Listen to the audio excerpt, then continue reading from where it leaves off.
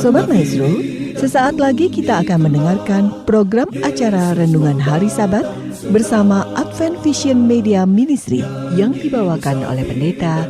Selamat mendengarkan. Yesus mau datang segera.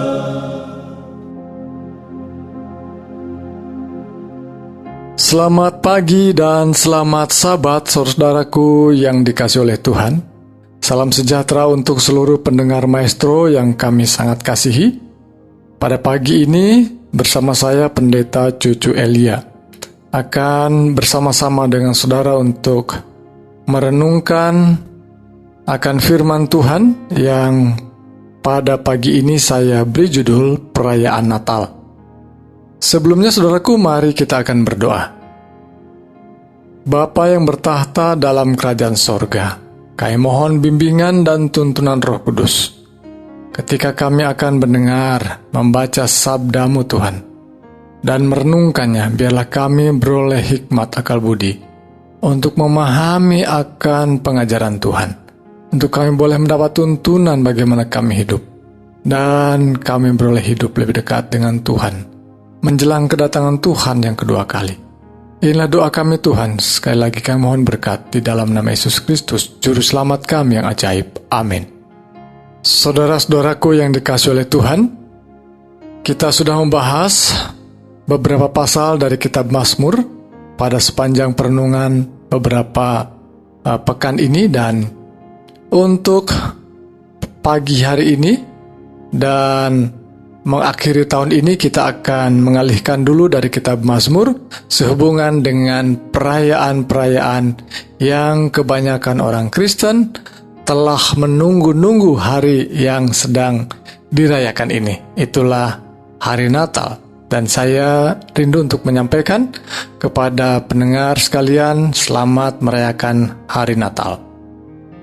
Saudaraku, tentu dalam memasuki saat seperti ini, waktu-waktu memulai di bulan Desember, demikian juga sepanjang bulan Desember sampai bahkan di awal tahun di bulan Januari, kita akan melihat ada banyak usaha-usaha yang terbaik mau merayakan Natal di gereja, di mall, di lembaga-lembaga misi, di instansi pemerintah, dan berbagai perkumpulan-perkumpulan Kristen. Dan semua berusaha memberi suasana kegembiraan menyambut hari Natal ini.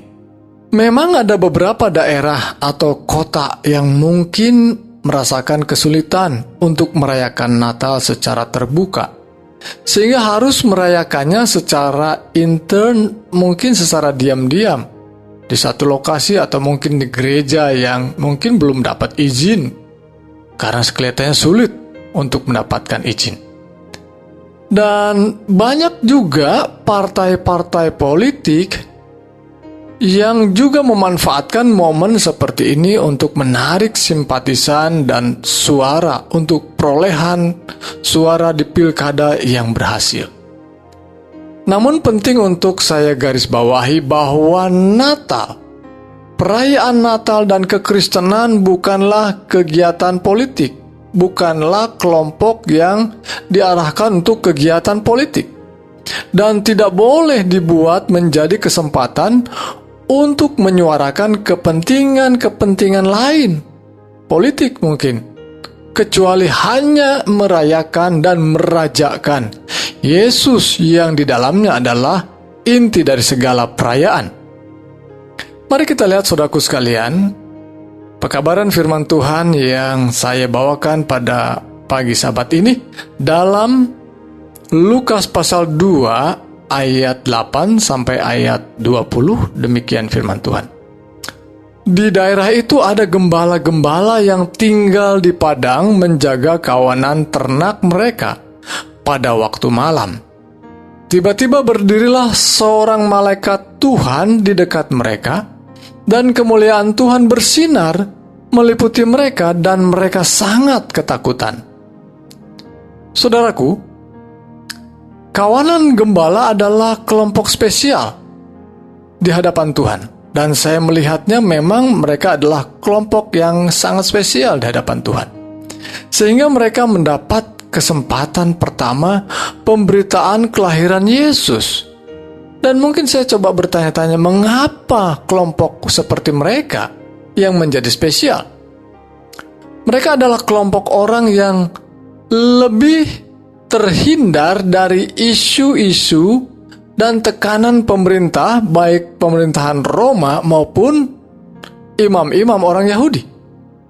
Saudaraku, mari kita coba memberikan pemikiran kita dan membayangkan apa yang sesungguhnya terjadi pada saat itu.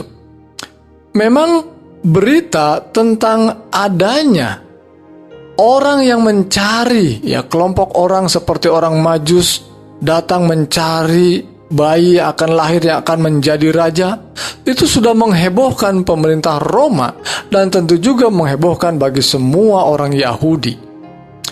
Dan isu-isu itu barangkali kalau seperti sekarang muncul ke permukaan melalui media-media, media-media yang barangkali sekarang menggunakan online. Tapi sekalipun belum ada media online pada saat itu, tetapi berita-berita itu menghebohkan bagi banyak orang dan khususnya mereka yang tinggal di perkotaan. Tetapi saudaraku sekalian, kelompok gembala adalah kelompok orang yang dalam kapasitasnya sebagai seorang pekerja yang jauh dari hiruk-pikuk perkotaan, mereka terhindar dari isu-isu dan tekanan pemerintah. Dan mereka hidupnya pun sederhana. Dan yang paling penting, mereka adalah kelompok orang-orang yang selalu berjaga. Sekalipun mereka juga tidur. Tetapi mereka pasti bergantian. Namanya pun menjaga kawanan domba. Mereka bergantian menjaga gembalaannya. Dan sangat mungkin mereka adalah orang yang bisa menerima lebih mudah pemberitaan penting itu. Saudaraku, coba kita membayangkan kembali. Sekiranya zaman modern ini ada HP yang berdering di tengah malam, kira-kira siapa atau kelompok manakah yang akan menerima berita itu? Ya tentu mungkin kelompok orang yang lebih sering terjaga pada waktu malam. Dan ada banyak orang mungkin HP-nya sengaja dimatikan pada waktu malam, mungkin takut terganggu. Dan ada kelompok-kelompok orang yang memang harus berjaga, Mungkin juga ada perawat, ada dokter, dan ada banyak kelompok yang lain yang memang harus berjaga, termasuk penjaga-penjaga keamanan di tengah malam, Dan Tuhan tidak menyuruh kita tentunya untuk tidak tidur sepanjang malam, karena tentu itu salah, mengganggu kesehatan. Tapi kita harus memiliki sikap untuk berjaga dan bersedia, dan itu adalah perintah Tuhan. Ketika setiap tanda diberikan oleh Tuhan, dan tanda-tanda itu terus mengiang dan terus menggema menjadi sebuah tanda yang begitu jelas, seharusnya kita semakin berjaga dan bersedia bahwa akhir dunia akan terjadi. Saudaraku, mari kita lihat beberapa ayat firman Tuhan selanjutnya dalam ayat 10. Lalu kata malaikat itu kepada mereka, "Jangan takut, sebab sesungguhnya aku memberitakan kepadamu kesukaan besar untuk seluruh bangsa." Jangan takut. Mungkin ayat sebelumnya kita mendapati ayat 9, mereka sedang berdiri dan sebagian mungkin sedang beristirahat, dan mereka tiba-tiba diliputi dengan ketakutan. Dan tentu malaikat tahu mereka sedang ketakutan karena sesuatu yang terjadi dengan tiba-tiba. Sehingga pekabarannya, jangan takut. Saudaraku sekalian, pekabaran jangan takut sangat menggema di dalam banyak kitab, dalam buku-buku kita, Alkitab kita. Dan memang banyak orang dan dunia dengan segala kesulitannya, dengan segala tantangannya, dan bahkan mungkin dengan bencana-bencana alam yang muncul sekarang ini, ada banyak orang mengalami ketakutan, diliputi oleh ketakutan. Dan pekabaran Tuhan, jangan takut. Demikian juga kepada para gembala yang ada di padang yang sedang berjaga itu, jangan takut, Sebab sesungguhnya aku memberitakan kepadamu kesukaan besar untuk seluruh bangsa. Hari ini telah lahir bagimu juru selamat, yaitu Kristus Tuhan di kota Daud.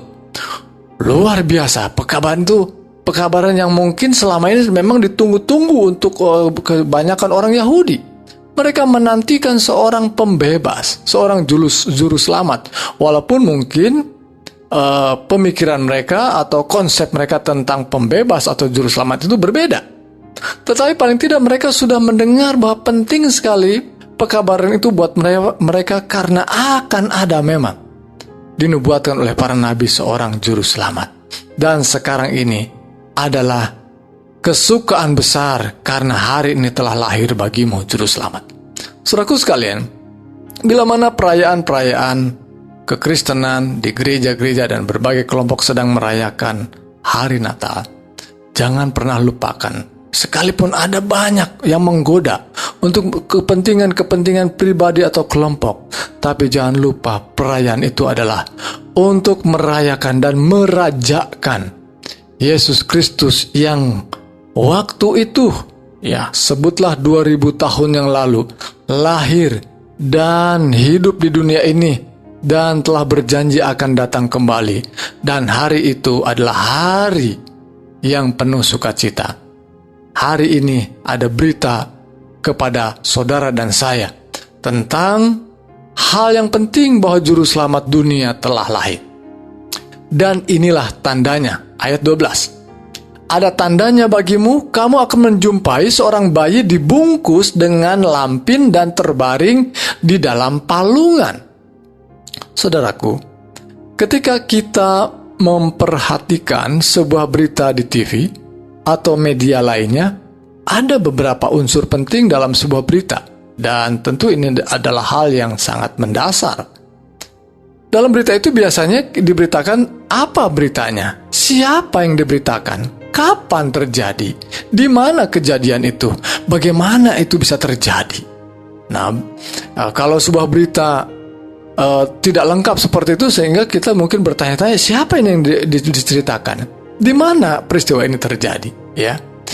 Dan saudaraku sekalian, membaca ayat 12 tadi tentang Yesus Kristus yang telah lahir itu di kota Daud dan dibungkus dengan kain lampin, menurut pengamatan saya bahwa ini ada sesuatu yang detailnya kurang gitu ya. Di mana sesungguhnya alamat persisnya? Namun nampaknya bagi para gembala bukanlah hal yang sulit dan perlu diperdebatkan lagi. Seolah-olah mereka tahu persis di mana bayi Yesus telah lahir, sekalipun petunjuknya hanya singkat di kota Daud. Dan bukanlah soal detailnya, saudaraku sekalian. Dalam banyak hal ketika kita membaca firman Tuhan, mendengarkan pekabaran firman Tuhan, ingat bukanlah soal detail pekabaran firman itu sehingga kita mau menuruti apa yang dikatakan Tuhan, tapi hanya hati yang menurut, itulah yang membuat kita mau mengikuti petunjuk Tuhan. Ini masalah hati, saudaraku sekalian. Apakah kita sungguh-sungguh mengasihi Tuhan atau kita hanya sekedar mendengar? Jadi jiwa kita harus membiasakan diri untuk mendengar dan mentaati firman, dan ada kerinduan dan rasa lapar dan haus akan Tuhan, sehingga setiap bisikannya menjadi lebih jelas bagi perjalanan iman kita. Jadi saudaraku sekalian, ketika para gembala ini, sekalipun detail alamatnya tidak jelas, mereka pergi untuk mencari dan menemukan yang dikatakan oleh malaikat Tuhan tadi, dan akhirnya bertemu. Mari kita lihat ayat 13 dan 14. Dan tiba-tiba tampaklah bersama-sama dengan malaikat itu sejumlah besar bala tentara sorga yang memuji Allah, katanya. Jadi saudaraku sekalian, rangkaian cerita ini awalnya hanya malaikat yang berbicara, mungkin tidak banyak, tetapi ini muncul sejumlah besar. Jadi yang membuat mereka suasana ketika pemberitaan itu terang benderang, karena kemudian diliputi oleh terangnya malaikat Tuhan dengan sejumlah besar malaikat. Bala tentara sorga hadir untuk merayakan kelahiran Yesus. Dan para gembala itu mendapat kesempatan emas, kesempatan besar, sangat spesial karena mereka mendapatkan penglihatan atau pengalaman yang luar biasa. Lalu kata malaikat itu, kemuliaan bagi Allah di tempat yang maha tinggi, dan damai sejahtera di bumi di antara manusia yang berkenan kepadanya. Jadi saudaraku sekalian, ayat ini menegaskan bahwa peristiwa kelahiran Yesus adalah sesuatu yang membawa damai sejahtera di bumi, dan saat yang sama itulah kemuliaan bagi Allah. Kelahiran Yesus adalah kelahiran yang ajaib. Peristiwa itu adalah peristiwa yang di luar kodrat manusia, sehingga memang itu adalah suatu peristiwa yang layak disebut sebuah momen penting, ya. Dan kalau mungkin ada peristiwa yang saat ini sedang menghebohkan, Argentina baru saja menang mendapatkan Piala Dunia sepak bola. Ya mungkin momen yang menyenangkan, kegembiraan. Tetapi saudaraku sekalian, saya ingin membandingkan, dan ini pun tidak sebanding sesungguhnya, bahwa peristiwa kelahiran Yesus membawa kemuliaan bagi Allah dan damai sejahtera bagi saudara dan saya yang tinggal di bumi ini.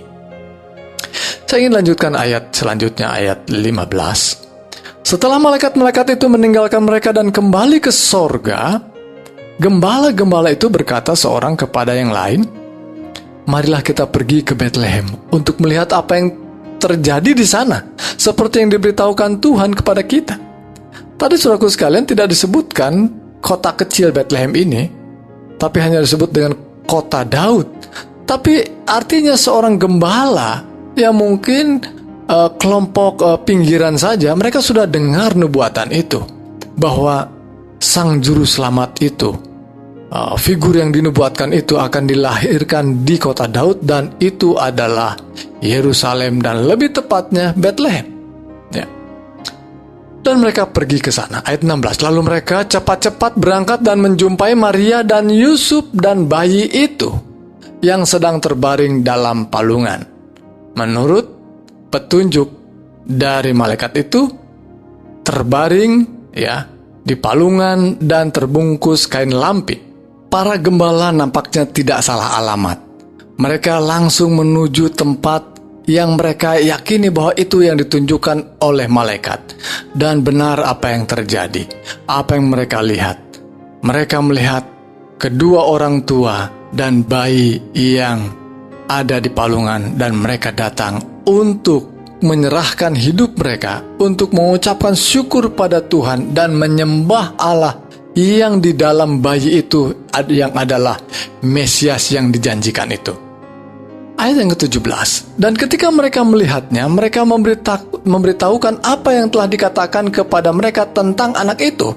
Jadi pengalaman mereka adalah pengalaman yang luar biasa, dan ketika diceritakan kepada Yusuf dan Maria, tentu adalah peristiwa yang Yusuf sendiri dan Maria tidak melihatnya. Dan peristiwa itu adalah peristiwa agung yang mereka sekalipun dapat beritanya saja, itu sebuah peneguhan bahwa anak itu bukan anak sembarangan. Sejak Maria mengandung pun ada sesuatu yang mengherankan, sehingga Maria dan Yusuf merupakan dua orang yang memiliki pengalaman yang spesial. Demikian juga para gembala itu. Dan ketika para gembala ini menceritakan sesuatu yang memang tidak dilihat oleh Maria dan Yusuf, itu adalah pengalaman yang semakin meneguhkan bahwa anak itu adalah Mesias yang dijanjikan itu. Dan semua orang yang mendengarnya heran tentang apa yang dikatakan gembala-gembala itu kepada mereka. Luar biasa. Mereka adalah para gembala yang memiliki pengalaman yang boleh jadi menjadi berkat untuk kehidupan kita. Mari kita lihat saudaraku sekalian, saya ingin merinci kembali tentang apa yang terjadi dengan para gembala. Mereka adalah seorang pekerja. Mereka bekerja dan selalu siap siaga. Dan mereka adalah kelompok orang yang mendapat penglihatan atau pengalaman ilahi yang luar biasa. Dan kemudian mereka adalah orang yang mendengar suara Tuhan. Dan setelah itu mereka adalah mendapat petunjuk Tuhan dan kemudian melakukan petunjuk Tuhan itu, lalu menyerahkan diri mereka dalam syukur dan penyembahan. Lalu yang juga penting, tidak kalah pentingnya, mereka mengabarkan apa yang mereka dengar dan lihat dan alami. Mari lihat ayat 20, dikatakan, maka kembalilah gembala-gembala itu sambil memuji dan memuliakan Allah karena segala sesuatu yang mereka dengar dan mereka lihat. Semuanya sesuai dengan apa yang telah dikatakan kepada mereka. Jadi saudaraku sekalian, catatan yang ditulis oleh hamba Tuhan, ya penginjil Lukas ini, menuliskan bahwa ketika gembala-gembala itu pulang, mereka memuji, memuliakan Allah tentang apa yang mereka lihat, mereka yang dengar, mereka alami. Dan itu menjadi berkat bagi banyak orang yang mendengar. Dan saudara dan saya dipanggil menjadi seperti seorang gembala ini. Kelompok gembala ini orang-orang yang sederhana, mendapat pengalaman yang spesial, dan yang penting hati mereka terpanggil untuk melihat bahwa inilah kebenaran dan membagikan apa yang mereka lihat dan alami. Saudaraku, saudara dan saya perlu memberikan kesaksian kepada banyak orang yang menanti kesaksian kita. Ayat 19 saya akan naik sekali lagi, ayat yang ke-19. Tetapi Maria menyimpan segala perkara itu di dalam hatinya dan merenungkannya.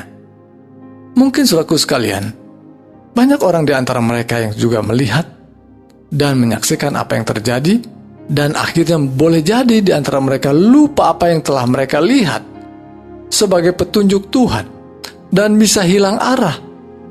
Namun Maria menyimpannya dalam hati agar semakin teguh rencana Tuhan dalam keluarga mereka ini, dan semakin yakin bahwa anaknya adalah Sang Mesias itu, dan bahkan Sang Anak itu, yakni Yesus Kristus, akan menggenapi apa yang dirancang Allah. Maria menyimpan dalam hatinya perkara penting ini. Saudaraku sekalian, bila mana saudara memiliki pengalaman dengan Tuhan, pengalaman yang indah bersama dengan Tuhan, pengalaman ajaib bagaimana Tuhan menyembuhkan, bagaimana Tuhan membimbing dan menemukan kita dalam kesulitan dan membawa kita dalam kebenaran. Saudaraku sekalian, setiap pengalaman detail-detailnya saudara harus simpan dalam hati, dan jangan pernah dilupakan karena Tuhan hadir dan mengatur segala langkah kita. Dan itu akan meneguhkan perjalanan iman kita selanjutnya. Jadi saudaraku sekalian, menarik sekali untuk menyimak pekabaran firman Tuhan dari Lukas pasal 2 ini, bagaimana para gembala mendapat pengalaman yang indah di dalam Tuhan. Dan saudaraku sekalian, memasuki hari Natal, saya rindu sekali lagi mengucapkan selamat Natal, dan Tuhan kiranya memberkati dan menolong kita mengalami akan pengalaman yang indah dari Tuhan dan menyimpannya menjadi berkat dalam meneguhkan perjalanan iman kita. Saya rindu kita semua boleh merenungkan, dan mari kita berdoa. Bapa yang penuh kasih, kami berdoa dan mengucap syukur Tuhan oleh karena berkat firman Tuhan yang kami telah terima, dan kiranya Tuhan mengizinkan kami boleh mengalami banyak pengalaman-pengalaman indah bersama Tuhan, dan menyimpannya dalam hati dan pikiran kami menjadi berkat untuk kami diteguhkan ketika kami mengalami banyak pencobaan dalam menjalani hidup di dunia ini. Tuhan, sekali lagi kami mohonkan berkat untuk kegiatan kami sepanjang hari ini, sepanjang hari Sabat ini, dalam ibadah kami, kiranya Tuhan dimuliakan. Dan Tuhan berkati setiap pengalaman iman yang mungkin saudara kami dalam keadaan lemah. Tuhan kuatkan, teguhkan mereka. Demikian juga Tuhan berkenan menolong menjamah tubuh saudara kami dalam keadaan sakit. Kiranya Tuhan memberikan kekuatan dan kesembuhan Tuhan. Inilah doa kami. Kami mohon berkat Tuhan di dalam satu nama yang berkuasa, Yesus Kristus, Tuhan dan Juru Selamat kami yang ajaib. Amin.